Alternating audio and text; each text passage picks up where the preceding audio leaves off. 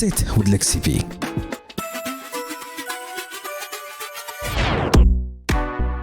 Hey fam, welcome back to season 3 of Sit with Lexi B. We are talking with the phenomenal, the incredible, face beat, always strong, haircut for the gods, Joy Ofodu. Joy is an actress. She is an Instagram influencer, but also what a lot of people know, is that Joy used to work in the corporate world. Joy was in these corporate streets, y'all, okay? Before she started following her passion professionally. In this conversation, I am talking to Joy about consent and what that actually means and why you should think about pivoting if you don't have the consent you need to make the choices for your life. Part of this conversation, we're also talking about how Joy transitioned from the corporate world to the Hollywood LA world. But really, it always boils down to being able to have the freedom to make the choices for your life and to consent, yes or no, for other people to use you in their journey. Tune in. Sit with Lexi B podcast. Joy, how are you? I'm feeling alive. I'm here. I'm grateful. I feel like the last time that I saw you, we were like crossing paths in a hallway at a company that I worked for a very, very long time ago. Yeah. Probably feels like a lifetime away. Yeah. And now you've lived like 3 lifetimes since then. So Yeah. I definitely feel like an artistic cat that has like died and come back a different kind of artist every time, or like a phoenix who's been reincarnated. And they're like, oh, I remember when you blah, blah, blah. I was like, oh, that was my last life. And this now. Yeah. Well, I want you to hear it from me directly. I love watching you shine. I love watching you be you. I love watching you be so authentic. And I think it's just beautiful and a breath of fresh air. So you have a fan in me. Thank you so much, Lexi.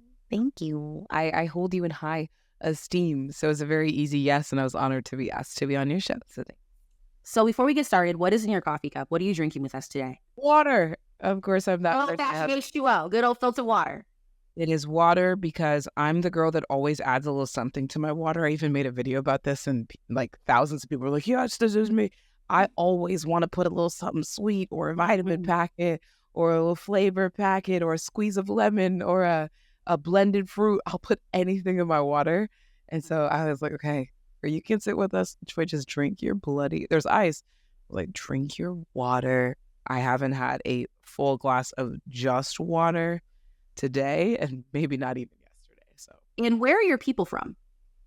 My people are from Nigeria. Okay. And then my other people, I think, are just from their own dreams. The people that I connect with are people who take their dreams and aren't afraid to like speak them, share them, activate them. So that's why I find myself surrounded by. I'm from people who live in this just like dreamland who come back down here and are like, so this is what I thought of last night. And I'm like, and then we're instantly, if I'm speaking to you about your dreams and you're speaking to me about yours and it's this mutual conversation, we're just instantly in kinship. So you're my people if you can talk to me about your dreams. First of all, love that. So you're in a dreamland. I love that. I mean, I tell people that I'm at Studio 54 in my head and you are in a dreamland. You know? I'm in a dreamland. It's giving, Fairytopia, Far, Far Away, Area 51. It's like, it is an amalgamation of like unspoken, unauthorized, uncharted waters. And it's so pretty. It's very colorful. Color has kind of come back into my life in a really fun way. I think when you work in technology, there's a certain beiging and black and whiting and modern open white airy spaces with a fiddly fig, monstera that kind of happens to your life. But stepping away from that and into entertainment, color has come back like onto my body, onto my surroundings and my choices, into my conversation. There's just so much color. So I really like it. I'm living very vividly right now. So you are Nigerian. Does that mean that the family's in Nigeria? Does that mean your mom is down the street? Does that mean your grandparents came to America? Like, what does that mean when you say I am Nigerian? Sure. I'm lucky enough that mama is down the street and dad is down the street as well. Got one sister down the street, have another one who is a nurse in training over in Atlanta. She's a HBCU grad, Spelman alumna, and currently at Emory. So I'm really proud of her. And then I have mom and dad here, my extended family also. There's a couple of them in the United States and here in California. So I feel very lucky because it's like few people, from the diaspora who can say like they have their family and extended family all within a driving distance.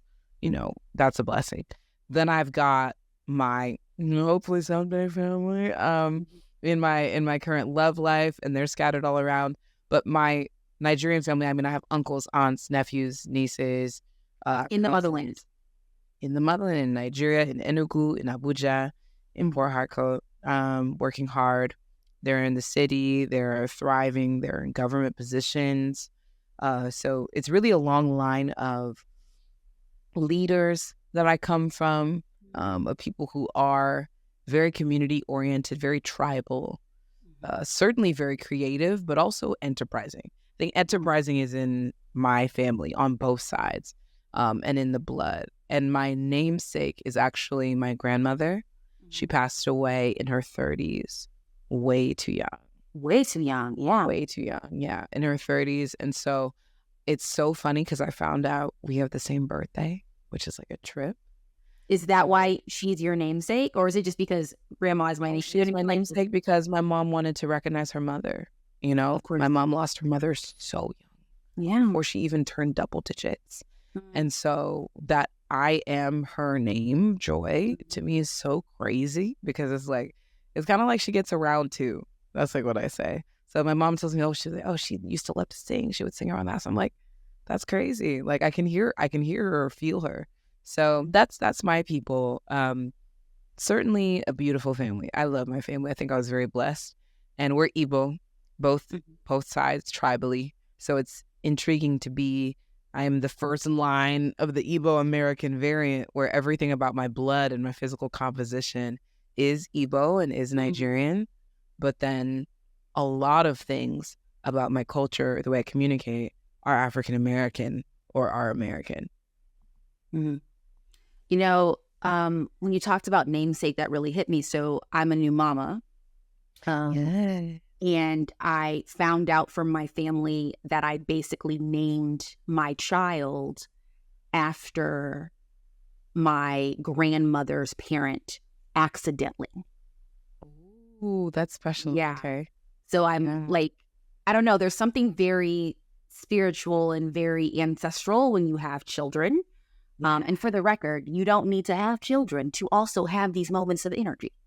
No, but there's something about, there's something about it. You are creating and you're recreating when you Right. And so when people ask me my kid's name and where it came from, I'm like, the true story is that I woke up one morning and I had a dream and I looked at my husband and said, what about this name? And I swear to you, sis, I don't remember the dream. Had the kid, named the kid, put the name on the birth certificate, and then I was talking to my uncle. And he was like, that's my grandparents' name. That's cool. And I was like, I totally forgot about that. So now I tell people that my grandmother named my kid after her mother. And it all came full circle with a conversation with my uncle. It's pretty wild. Namestaking is real, y'all. Namestaking is real. Okay? That's special. It's special. So today we're talking with you about advocacy in the entertainment industry because you are this flourishing, phenomenal entertainer. Who's hilarious, by the way. And when I say hilarious, I'm not going to lie to you. I don't think you're funny because you're like trying to be overtly funny. I think you're funny because every scenario on your Instagram is very, very relatable. And it's like, everything has a joke to me. Everything is a joke. It's like life is wild. Life is hilarious. And I had to start trying to recognize what my gifts were, especially when I made like a career jump to lean on the gift that I have. I went, what is your thing? And I was like, one, I heal people through humor. So I talk about that all the time. But two, I have an eye. I have a really good eye. And because my head is a little bit clearer, I'm paying more attention. And when you pay more attention to what happens around you and heal yourself a little bit or a lot of bit, because I've been going through a lot of healing the past 2 years, you start to just find everything funny. And so everything's hilarious to me. So thank you. I'm glad that you find it relatable. I like to say that, like, I say the things that people are thinking when they're on the toilet, you know, or I say the things that people think to themselves and don't mention out loud. To me, you say the things that I'm thinking in a conference room at work. Okay, great. That sometimes I do say because I am that one. And then sometimes I don't, because I'm like, wait, this is out of my tax bracket. I will not get paid more money to let you know that you're a fool, so I'm going to let it go. But yeah, you say that. You say a lot of things that I, in my head, keeps to myself at work. My inner dialogue is active. I think I have a very, very active. I even made a video about it. And people are like, oh, mine sounds like that too. I was like, okay, great. I'm not alone. I have an incredibly active inner dialogue and monologue, maybe verging on some, cognitive differences. I have no idea. I don't really care to find out. I'm just vibing. Look, not too important. As long as the bag is secured, drink your water, mind your business. Okay? Come on, we're already here. I mind the business even to myself. Like, yeah, have you ever investigated like whether or not you're on the spectrum, or you have ADHD, or you have this, or you have? I'm like, no investigation is required. I'm like, family, we know. Whatever you see is what you get. Whatever you call it to make peace or to relate to me is fine. I just know for me and myself, like I do celebrate that about myself, and I do love about myself how wild I am, how unrestricted, how unstoppable I can be. It's fun. If you love yourself enough, like, you can get through this entertainment career with ease. So advocating for yourself, to me, it's an act of self-love. It's like, I love myself enough to ask for the things that I need to not just survive, but thrive. And surviving and survival is a condition that I think we have all come to accept and normalize within ourselves and within each other. To go from survival to thriving requires a lot of also grueling sometimes self-advocacy. So when you say the word advocate, right, because that's a very powerful word that I do think in the past couple of years has been watered down and whitened down. But let's stick to the militant definition of advocacy, right? When you talk about that in the career that you're currently in, are you talking about financial advocacy? Like, where is my check? Are you talking about the roles that you're playing? Like, what exactly are you talking about when you say I have to advocate for myself? Great. Do you know what's hilarious? I don't know the textbook definition of advocate. I'm not sure I've ever even had to look it up. I used to love words. I used to love vocab, and I would excel in vocab. I'd read 100 books a summer. I would go to the library and the encyclopedias and look. Scholastic Book Fair. I was a Scholastic Scholastic. Very much Scholastic Book Fair. Very much public library resident. Yeah, but as things have gone on, I mean, what I hear is voc, and I hear vocal and speaking, and to advocating to me feels like speaking up, and it also feels like teaching, right? Like vocational. It is teaching people how to treat you as you are also learning how to treat you. So that's why sometimes it can feel embarrassing to advocate or negotiate for yourself when you're still figuring out the kind of treatment you deserve, or you're still admitting to yourself the kind of treatment you deserve. Can be hard. But sure, to answer your question, it can be financial. People talk about the financial pretty constantly. I look to, or I remember very strongly moments and conversations from T-Pain, from Saweetie, from Monique Coleman, my sister and castmate and friend, who have said, hey, I was in this position when I was financially targeted because of the star over my head and the celebrity that I had. And these are people that joined my team, that took my money, that wasted my money, or pretended to be me, or, XYZ situation. I didn't know any better, and I put myself in a space of, like, to be a public figure is very infantilizing. That is something I've learned in the past couple of years. You benefit from being a child and being childlike, because children are dreamers. And this was said recently at American Black Film Festival, maybe by Kerry Washington or Tracy McMillan. I forgot exactly who said it. Children have dreams that haven't yet been, restricted. If a child says to you, Mommy, when I grow up, I want to be a unicorn, you can do that, baby, sure. We're not right? going to tell the kid they can't be. Like, that's evil, right? And the kid really walks around believing I'm going to be a unicorn, cowboy, astronaut, robot, space scientist, botanist. And you're like, yeah. And that's such a powerful thing. So to be a child and to be a public entertainer requires harnessing that childlike belief about yourself.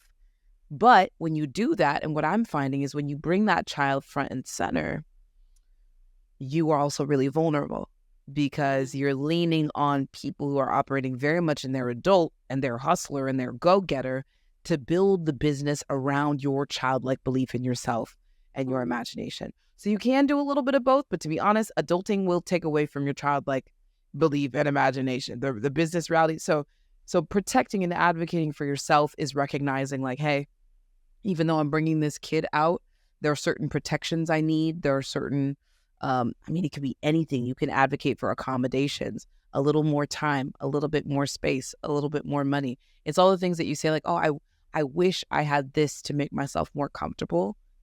Getting the courage or building up the courage to ask for those things. It can be financial. It can be spatial. It can be, I've had people say, oh, I needed to bring this person to set to make me feel more comfortable because I went through a traumatic role. And if I have this person with me on set, I can be grounded and I can get back to reality. And that's what I need. It could be for me, my body isn't in the best place. So if I get this class of travel, right, then I'll feel more comfortable. Hey, this is my favorite, name, image, and likeness. I don't want my likeness to be used in this way that I don't get to monitor or approve of because it's not comfortable for me. And so things that traditionally would be said to you, oh, that makes you a diva. Oh, you're asking for too much. Don't ask for too much when you get in there. Just smile and accept it. That doesn't fly anymore. You're going to have a very short-lived career if you can't advocate for yourself. I want to talk about the likeness in AI and what's going on right now. Before we get to that, though, I want to double down on the financial, just because as you were speaking, I was thinking about Taraji P. Henson. And Taraji's another one. The Color Purple movie. Come on. PR tour, right? So for folks who don't know, Color Purple, the movie came out. It was brilliant, by the way. Brilliant. You didn't even get nearly enough of the kudos. Girl, did not. And I was upset. I was mad. I was in my feelings. Y'all would have thought I was a producer in the film. I was like, this is rude, right? Taraji was in it. She was fabulous in it. And the whole cast was fabulous. It was like just the way it was cast, go team, 5 stars throughout the board. And while they're on this press tour, and I think this is November, December timeframe. Also, slow ADHD tangent. Shout out to Fantasia's styling team. Oh, yeah. For the press tour, because Fantasia looked fabulous. Okay? Bowling on the beat. Yeah. Girl, it was a vibe. But Taraji at one point, and I don't know, I forgot what the interviewer said to even spark this conversation, but basically she said, we're not getting paid enough. And it turns out that she had to advocate for many people on that movie to get more money or get the accommodations they deserved. And then in that conversation, Taraji really spoke out about her personal relationship to this advocacy, financial advocacy, and who she has to pay and how all of you think X amount of money is a lot of money. And for people, the amount of money that Taraji P. Henson makes is a lot of money, right? And I do want to honor that. But what she was saying is that when you look at the industry, if I get paid $1 million on Monday, that $1 million doesn't come to me because I have to pay all these people. Oh, it's not even close. Yeah. Tell me more about what you thought about that as an entertainer, because as a person who's not directly in entertainment, I thought her message was powerful. I loved her vulnerability. And it also seemed I want to applaud Taraji P. Henson because I feel like a lot of people saw that and were like, girl, I've wanted to say that publicly for years. Very much so. Taraji spoke life into what a lot of people fear doing and are living in fear of and with. It's horrifying to be in the entertainment industry and know that right now, like this is our climate, is if you speak up about mistreatment, you don't get a second invite. You don't get the audition request again. I had an experience. I was at a physical location. I didn't quite like my treatment at that location. It was beyond a passing annoyance. It felt like morally wrong. Mm. And I spoke up about it, and I haven't heard from those people since. And that's just how, like, I think things work. But I'm also very careful and very political, and a lot of us are. And that's not to say 𝐼𝐸 isn't. I think she's also incredibly careful and political. It took her getting to a certain level of visibility, of access, of maybe financial protection, and still not even being fully protected. And so the bravery for me with how she spoke up is knowing, and even though I am Taraji P. Henson, I could still be, persecuted or excluded based on this communication. So huge props to her. The SAG-AFTRA Foundation conversations around this are really helpful too, if you want to look into those, because actors get extremely candid. But essentially what she is getting at is the fact that to get where we are, we have teams. And to achieve the level of glamour and mystique and even entertainment value that you perceive, we either need to bring on a lot of people or pay for a lot of things that we end up doing ourselves. Right. Services, goods, products, rentals. It's a lot. And it's so, if you were like, oh, well, Joy, what is this really? I mean, think about head to toe. I just had an appearance. Hair. Okay, so I'm cutting out time to do my own hair. Cutting it, for example, did I cut my hair either in my bathroom, my hotel room, or the LAX bathroom is where I cut my hair. So it was one of three. I've cut my hair in a variety of places in the past couple of weeks. So it's because I just had to learn how to do it myself because I'm so on the go. This is something that might cost $30, $40, $50 depending on where you are. So, okay, so you're doing hair, skin, right? And the quality of your skin. So maybe you're getting a facial, or maybe you're doing it yourself, or you're investing in skincare products. Makeup, learning how to do makeup in a way that is engaging and trendy and illuminating your best features and da-da-da. Okay, now we're going to go down the body, inside your body, health and healthcare. I'm an actor. If you earn a certain amount, you can qualify for healthcare as an actor, but unfortunately, 86% of SAG-AFTRA actors are not meeting the qualifications to qualify for healthcare. And that qualification bar is something like $26,500 a year in gross earnings. So 86% of actors are not making $26,000 to $30,000 a year pursuing acting, which would qualify them for healthcare, which means that they're getting it from spouses or paying it out of pocket or just don't have it. Which, by the way, out of pocket for folks who are listening, healthcare is extremely expensive. And I have actually spoken out from a corporate standpoint on one of the reasons why these corporate places got all y'all twisted and tied is not the money, but the healthcare. The healthcare. If you have to drop $2,000 a month on healthcare, most people are going to go back to that office. Yeah. And let's keep going down the body. And I don't even have offspring, yet. Right. So we're just talking about myself. We're just talking about myself as an individual. We're talking about nails, right? And now I buy these like Dashing Diva nail stickers because I'm always changing up my nails for each look. Let's keep going down. Body hair removal, if that's something that you engage in, the outfit that you put on your body. Now, who's escorting you there? Now, who is driving you there? Now, who is scheduling you to be there? So I've got transportation costs. I have friends or assistants or manager. Who booked the job for you? Your agent. Your agent's also going to take 10%.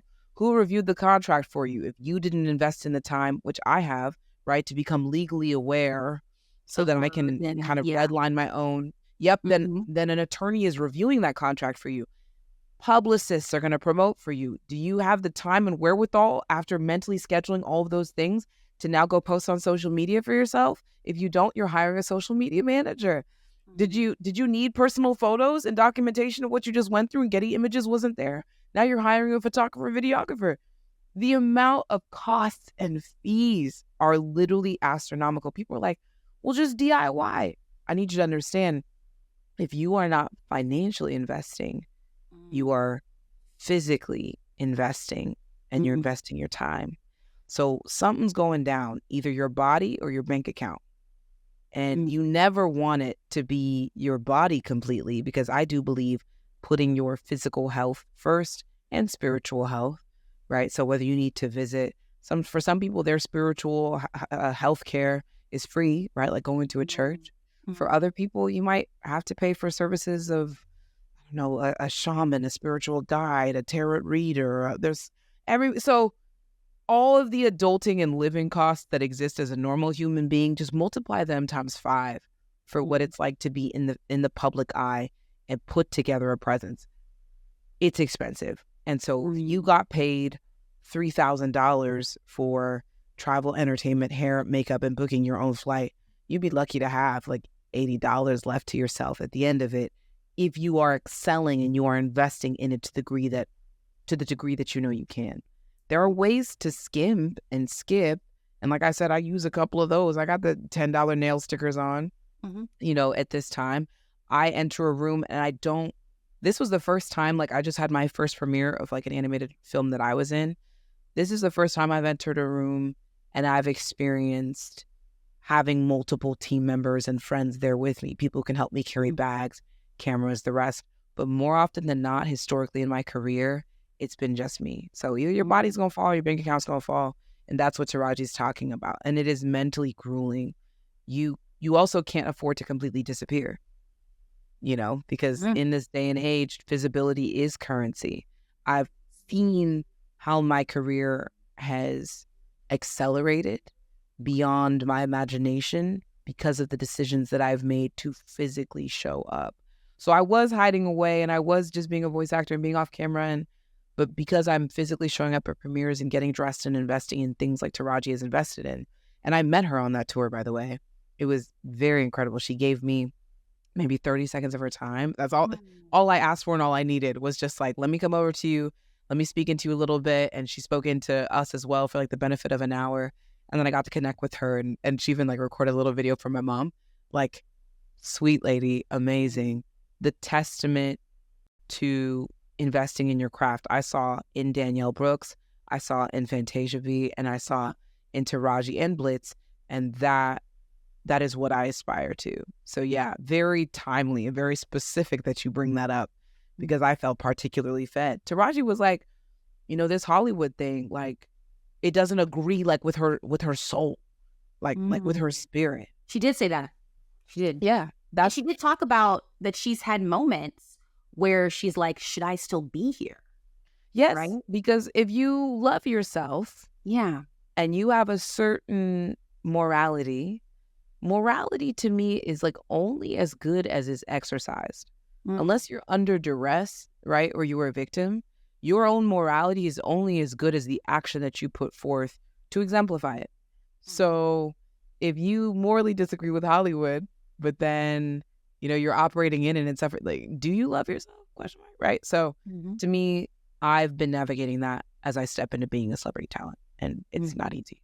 So now we got to talk about AI, sis. We got to talk about AI. And how I'm going to intro this topic, the subtopic is, this time last year, the entertainment industry was in a strike, a very loud strike. People all over the world heard this strike, even if they weren't in entertainment, right? Even if they refused to go to the movies.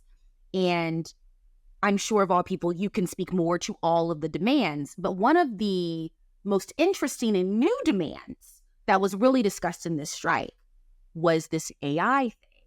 And basically actors, your dreamland people and lovers and friends, basically say, yo, are you allowed to just like AI my voice in my face without me knowing? And can we put that in a contract? And if I say no, you should have to follow that. So tell me what that was like on ground with the strike of y'all talking about that as you were listing the demands that you deserved.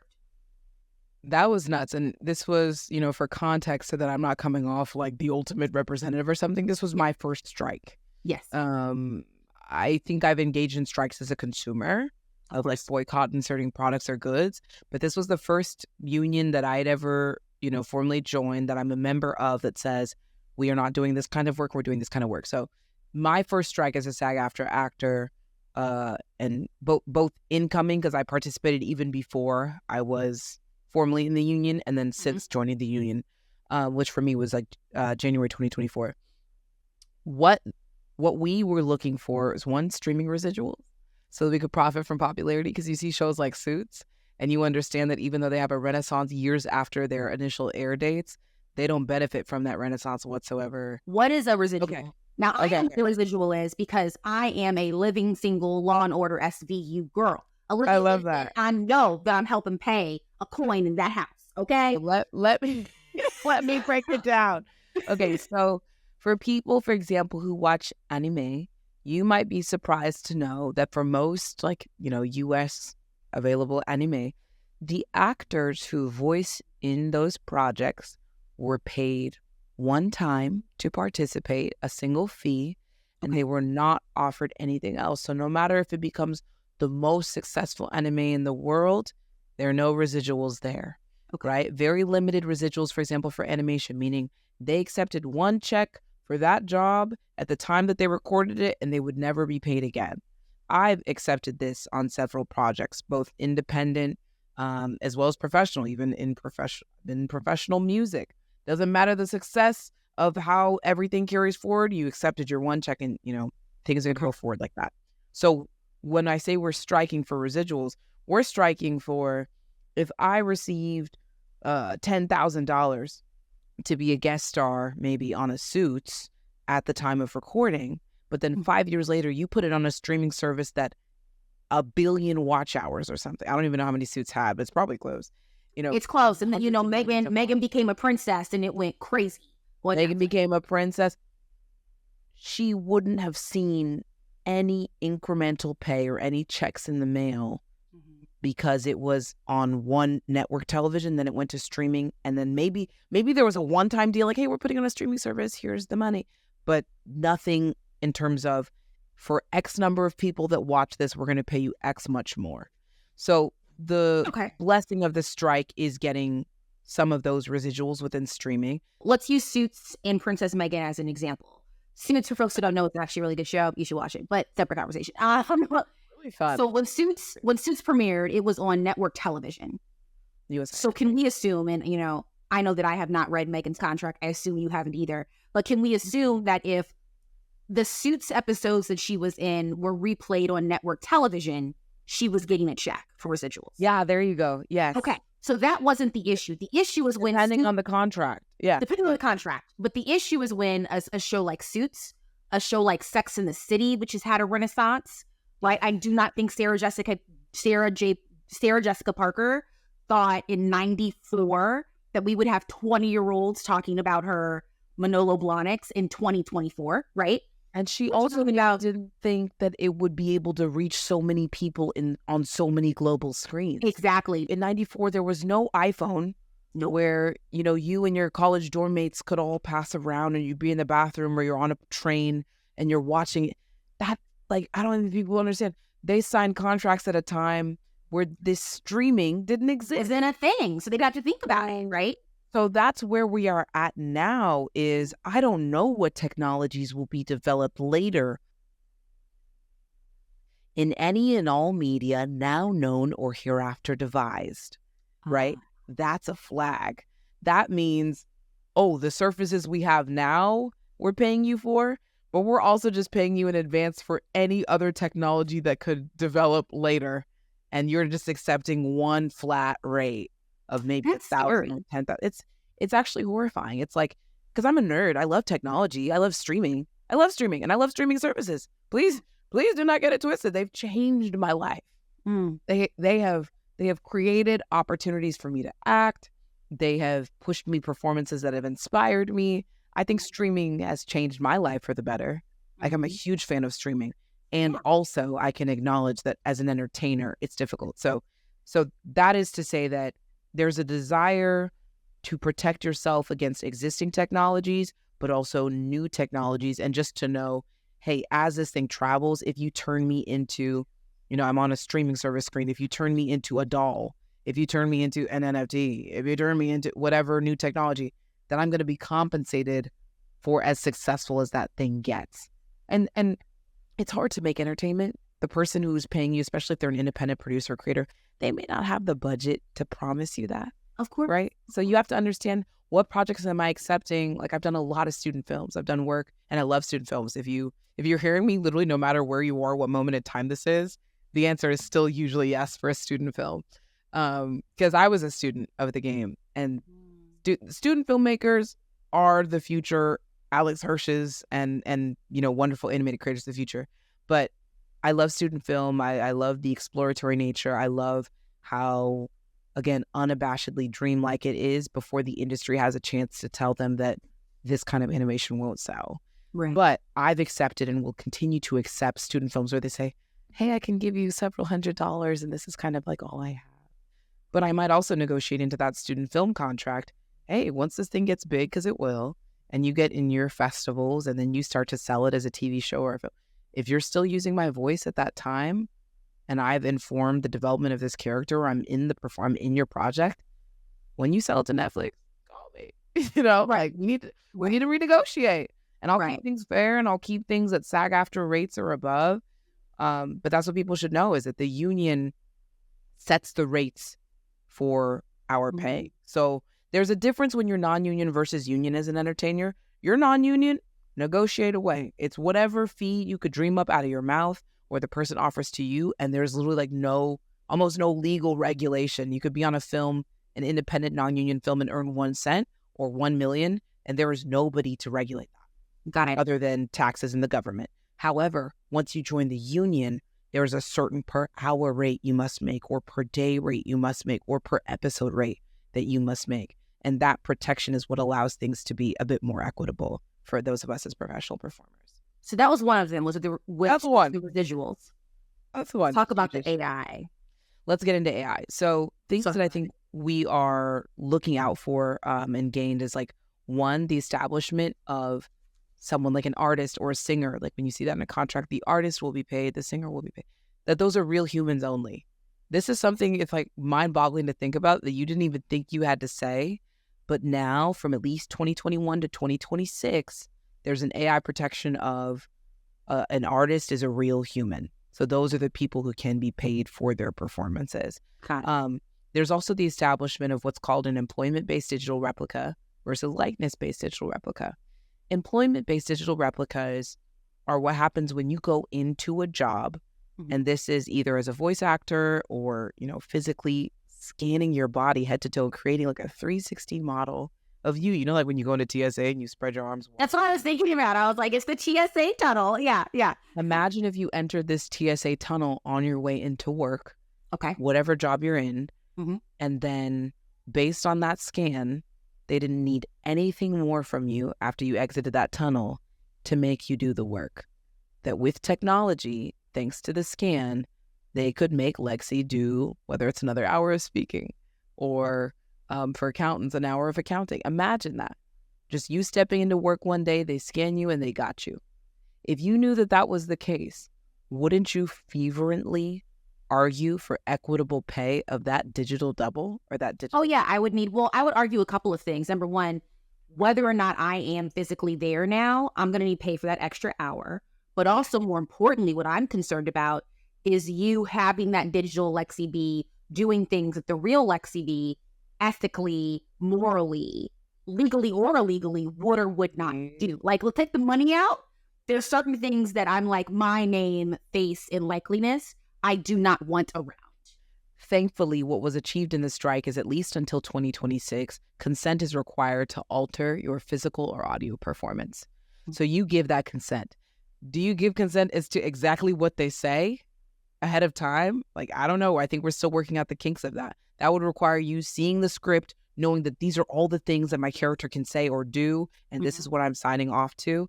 Sometimes that exists. Sometimes it might, like, there's still murky waters because it's so fresh. But at least that was established and written and achieved. And you said, I want to be paid the same rate. Great. You got that. So the new achievement is that if you're scanned and your digital double is doing a day's performance, you're going to be paid the same as if you had appeared in person. For a lot of people, this is a blessing. Some actors see this and they're like, ooh, thank God. Okay, I can't wait to go down to the lot, be scanned, and the digital me will just be, completing the extra or background work performance of walking around back and forth on a subway. And it's less toll on my body, right? Maybe, and it's less toll on my energy and scheduling. And I can even go sign up and go do another job. And then I can financially prosper. Cool. That's how some people are looking at it. Other actors are looking at it going, wait a minute, I love performing. I love doing it. This is why I signed up. And that's, at least I can speak for myself right now. That's how I feel about voice. I love performing. Like, the magic that goes from reading it on the page, it enters my brain, it coincides with my lived experiences and everything that's ever happened, and then comes back down and out as a result of my physical chemistry and makeup and my like culture and upbringing, and that produces, and my talent, my God-given talent, and that produces what you hear. That is so magical and special and expensive to me. And it's like, you want to do it. I want to do it. Yeah. It's a privilege to do it and make a living from it. So if they were just able to hear 40 minutes of me speaking and train an AI model using my voice, which right now I've not authorized anywhere. So if y'all hear that, it wasn't me. Like right now, I'm not for it right now. If I lost the ability to do that because, oh, this is just how the business is now, and everybody's just hiring their digital likeness, I'd be really sad. I'd be really sad if that was the only way. If you are a performer with a disability, or as we know, like a lot of people come to have disabilities in their lifetime, this could be huge for you. You could go, whoa, I didn't used to have access to these auditions and these jobs, or my voice has changed, or God forbid I lost my voice, or, whatever, and now I have the opportunity at work. Spiritually, there's things, posthumously, you can perform now. And the new strike achievement is that you have to get the permission of the estate. I think it is. I know there's also regulation. It's a bill. I think it's called like AB.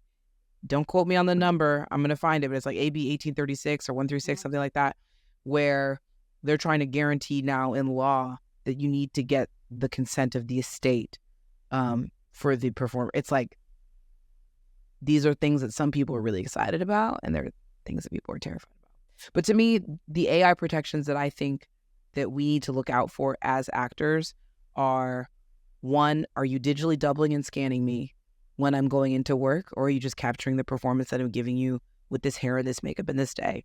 Two, are you cloning my voice in any way after I perform? And are you making that person profit? Lip dub, are you moving my lips to match certain languages, which can now be done? Are you translating me into different languages, which might take away job from my Spanish brothers and sisters and folks who speak Mandarin who are, able to do the translation? Are you taking away jobs from translators because you're changing my voice to, oh, this is still Joy's voice, but now she's speaking Dutch? Right. And then three, are we entering, the challenge that I have with AI is that it's devoid, not completely, but partially, of our human magic. So is everything we watch going to be surreal and futuristic? And do you know what I mean? There is a certain thrill that you get from sitting in the theater and going, I cannot believe Tom Cruise jumped up out this plane.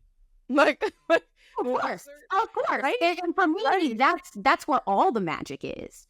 Watching regular people become these things with makeup and help and a great script, but watching them become these characters, that's why people win awards for it, right? I think there's a reason why there's a Best Actor award in the Academy Award. It's like, we're giving you this very heavy-looking trophy to say, we were just so fascinated by how you became this human, right?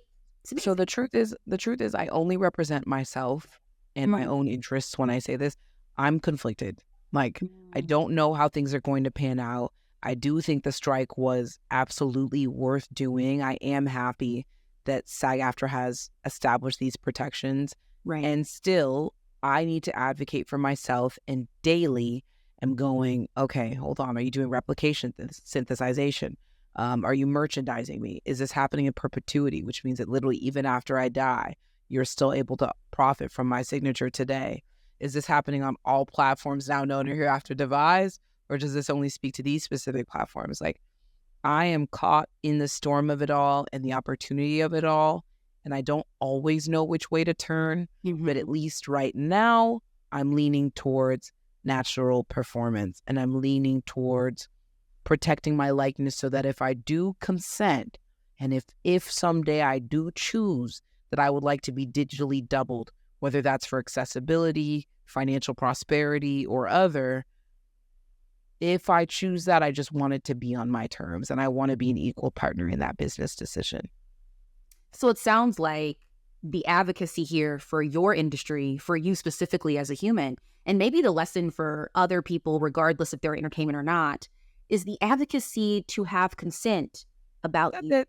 Choice. to be able to make decisions about you and your money, which I do think it's unfortunate that that is a controversial idea.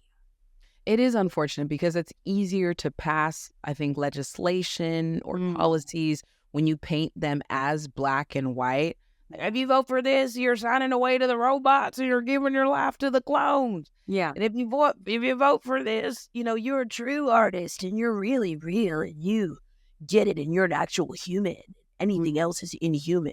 It's not as black and white as they try to paint it to kind of like sway you. So I am interested in engaging. I am interested in participating in that conversation and hearing.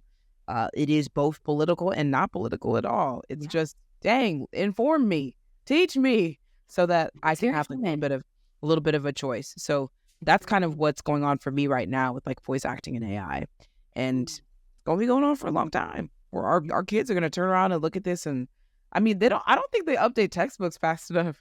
But I don't either. I don't think so. But I do hope that it makes it into the textbooks and into the curriculum. And it's stunning to know that as somebody who's been invited to speak on this, I am a creative executive who is at the forefront of this advocacy and this technological development. Just even by participating in a strike, by giving my voice to it, I've spoken about it with USC and at Dropbox, and now with you. It's like, whoa. Like, I'm going down in history and my opinions matter, and they are shifting policies that will affect the future. Like, that's... It's going to be bomb. It's going to be bomb. Okay? They're going to get lost in that page. They're going to be like, what? She's got a comedic video about how she drinks water. Yeah. And then AI legislation. Who was this person? When I have kids, they're going to be so confused when they Google me. They're going to be lost. And get lost down the rabbit hole, kids. This is for you.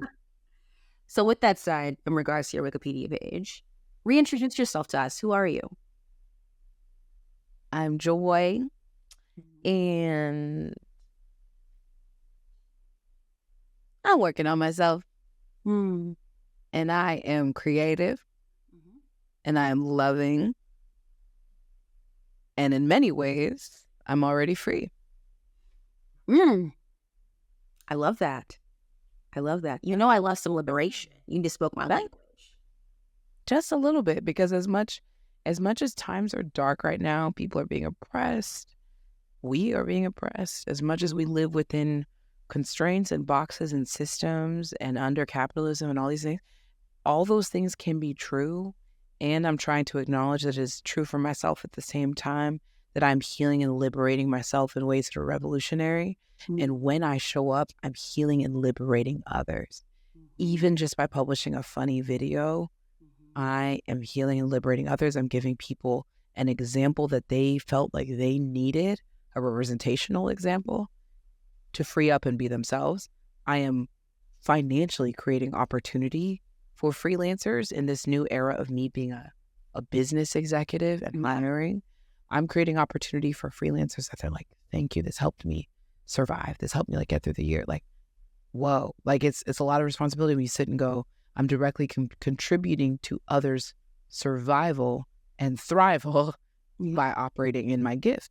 So both things are true. It's a lot of horrible things in the world, but it's a lot of beautiful things in the world. And I'm just grateful to God to be in the position to be as influential as I am, because I sincerely appreciate it. And it can be really fun. I love it. Well, thank you, and keep doing what you're doing, okay? Thanks, Lexi.